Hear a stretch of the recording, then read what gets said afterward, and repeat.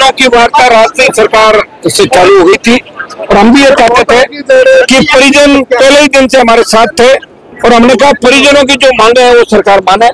प्रमुख मांग थी हमारी उसको अरेस्ट करके निलंबन की, तो इसमें सरकार ने एपीओ करके, और क्योंकि रेजिडेंट जो जाट है वो आंदोलन पे है और प्रोफेसर की जो यूनियन है इनकी टीचर, उन्होंने भी आंदोलन किया उस प्रोफेसर के बचाने के लिए, फिर भी सरकार ने इसको एपीओ करके और दूर जगह वहां से हटा देंगे।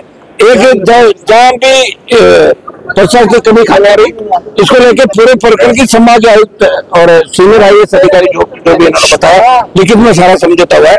सीनियर आईएएस इस मामले की जांच करेगा, क्यों एम्बुलेंस यहाँ भेजा गया, एक मौका क्या हुआ, क्या क्या कारण थे, कौन दोषी। तीसरी नौकरी की बात थी, वो नौकरी की बात इन्होंने मानी है कि इसकी वाइफ को नौकरी दे देंगे।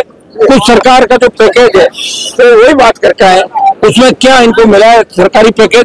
और दूसरा एसआईटी का गठन करके आईजी रैन जोधपुर के नेतृत्व में नीचे टीम बनाई है जो पूरी घटना की जानकारी लेगी और इसके अंदर उसके बाद में गिरफ्तारी तय होगी। इन बातों पे परिजन और हमारी तरफ से, फिर रात को परिजन गए, दिन में गए, हमारी तरफ से विधायक संगरिया और आरएलपी और पूर्व शासन संघ के अध्यक्ष और 2-3-4 हमारे विक्रम मिश्रा जिला प्रमुख, ये सारी टीम वार्ता के अंदर शामिल हुई। और चूंकि सरकार के अंदर 2-3 तरह की बातें आ रही थी, सरकार जिस हजार के चल रही, आप भी जानते हो सरकार को कौन चला रहा है राजस्थान के अंदर। ये काम तो पहले दिन हो जाता जो आज हुआ, क्यों 7 दिन राजस्थान की पुलिस को यहाँ खड़ा रखा।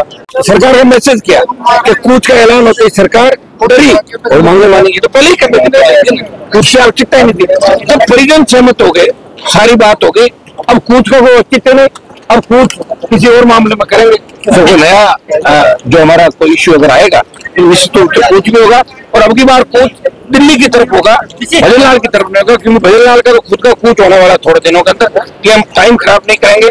ये राजस्थान के जवानों के संघर्ष की जीत है। सब उन नेताओं को मैं धन्यवाद दूंगा जो लंबे समय से यहाँ बैठे रहे। पुलिस ने जो मुकदमा दर्ज किया, हमने ये भी कहा उसमें कार्रवाई नहीं होनी चाहिए, ये पुलिस की आदत होती है, पुलिस बातों में लेके और उसमें कार्रवाई करती, बाद में बहुत बड़ी दिक्कत होती है छात्र नेताओं को। तो इसके अंदर भी हमने बात करी। निश्चित रूप से ये राकेश के परिवार को सच्ची श्रद्धांजलि है, लेकिन मैंने एक चीज देखी कि जो चार्ट है इनका रेजिडेंट डॉक्टर्स का जो एसोसिएशन है, आप देखिए चार्ट के डॉक्टर इतने डरे हुए हैं कि प्रोफेसर ने कहा कि अगर आप वहाँ धरना चले तो आपको फेल कर देंगे। कितना बड़ा आतंक प्रोफेसरों का स्टूडेंट जो पढ़ रहे हैं, एमबीबीएस कर रहे हैं या पीजी कर रहे हैं। और उदयपुर के अंदर जैसे रवि शर्मा वाटर कूलर में करंट आके उनकी डेथ हो जाए, तीनों भाई डॉक्टर है, वहां तो कोई बातचीत भी नहीं करी, बॉडी लेके आ गए। मैंने कहा कम से कम एक दिन आप रोकते उससे यार, मैं उदयपुर भी आ जाता। दुर्भाग्य इस बात का कोई सुनने वाला नहीं है। ये तो आप लोगों ने, मीडिया ने और नौजवानों ने साथ दिया और तमाम सर्व समाज या सड़क पे आ गया, बाकी ये तो हाथ फेर के निकाल देते।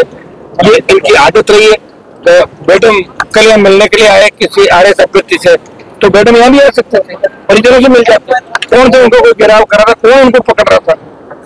उनका दामाद को तो खुद सीबीआई ढूंढ रही है, तो उनको क्या दिक्कत है? तो आराम से आ सकते हो, अपने दामाद को छुपा सकते हैं तो आ सकते हैं। लेकिन दुर्भाग्य इस बात का संवेदनहीन सरकार है, संवेदनशीलता नाम की चीज नहीं, और भजनलाल जी राजस्थान को डुबो देंगे, ये तय है। सर धरना खत्म हो गया है, हो ही गए ना वोट, क्या तो अब तो कुछ भी नहीं बचा। मैं कह रहा हूँ कूच तो टल गया। जब सरकार की तरफ से डीसीपी, पहले कह रहे हम खुद नहीं आएंगे, डीसीपी, एडीएम और सब लोग आके उनके मुंह से घोषणा हो गई, मुकदमे दर्ज किए, लिखित ऐसा है, लिखित में जब उनके बात हो गई, परिजनों ने ही वार्ता करी। मैं तो आपके बीच सड़क पे बैठा था, परिजनों ने वार्ता करी। इनके समाज के जो विष्णु समाज के एक मंत्री है वो भी बैठे थे, जोगाराम जिनकी पोती नकल करती पकड़ेगी, वो भी थे वार्ता करते। तो ये तमाम लोगों के बीच, कमिश्नर भी थे, ब्यूरोक्रेट भी थे, तो तमाम के बीच बात हुई है। मैं बातचीत में वहां शामिल नहीं था, लेकिन परिजन संतुष्ट है और ये तय है कि ये अगर कार्रवाई नहीं करेंगे तो निश्चित रूप से तो कार्रवाई होगी। 100% एचओडी वाला काम तो इसलिए होगा कि आज नहीं तो कल उसको उसके पापों की सजा मिलेगी। निश्चित रूप से सरकार 2 दिन किसी को मोहलत दे सकती है, अरेस्ट भी होगा और कानून का हाथ लंबा है, न्याय हमें मिलेगा। हनुमान जी आपने कहा था कि हनुमान को क्रेडिट नहीं मिल जाए, इनको न्याय मिल जाए। हाँ। लगातार आप ये सही है बात, धरने भी दे रहे हो, क्या कारण था? क्रेडिट के लिए परिजनों को परेशान किया जा रहा था। अब तो कारण है कि दोनों पार्टियों में एक आदमी दिख रहा है, कि इसको कैसे रोके। ये क्यों नहीं, ये सो क्यों नहीं जा रहा है, जाके ही सो जाए, हम लूट खसोट कर ले आराम से। पिछले पाप पर्दा ये इससे पहले पापू चला ही राजस्थान के अंदर, और क्या चल रहा है। एक मुकदमा पुलिस ने दर्ज किया था, एक नोटिस हम लोगों को भी दिया था। ये इनकी कानूनी प्रक्रिया, इनसे हम नहीं डरते। ये तो होते रहता है, मुकदमा होते रहते हैं, बरी होते रहते हैं, सजा भी हुई हम लोगों को, फिर भी लड़ते रहेंगे। ये जीवन जो मिला है ये लोगों के काम आएगा, जवान के काम आएगा, किसान का आएगा। मैं तो कहता हूँ अगर राकेश बिश्नोई की जगह कोई ऐसी जाति का बच्चा भी अगर होता, किसी ऐसी जाति का जिसका एक भी विधायक नहीं, हमारे तो जाट बिश्नोई मिलाते 40 MLA 7 MP है, फिर भी 7 दिन लगे न्याय मिलने में। कितना बड़ा दुर्भाग्य आप बताइए। तो ऐसी गरीब जाति जिसका कोई विधायक नहीं हो, अगर उसके साथ कोई घटना हो जाए फिर कौन जाएगा। तो MLA भी नहीं, हनुमान बनीवाल जाएगा। मैंने बंजारों का कोई विधायक नहीं, नागौर में न्याय दिलाया, उनकी बस्ती को उजाड़ा, फिर भी उनके साथ खड़ा रहा, सरकार से टक्कर ली, नया कानून बनवा दिया कि अब कोचर के अंदर भी अगर पुराने मकान पड़े हुए तो उनको तोड़ने से पहले पुनर्वास की व्यवस्था करें, उनको पट्टे दिए जाए। ये कानून हनुमान बनीवाल का संघर्ष राजस्थान के अंदर पड़ा था। हमारा संघर्ष आगे जा रहा है। मीडिया को बहुत बहुत धन्यवाद आपका।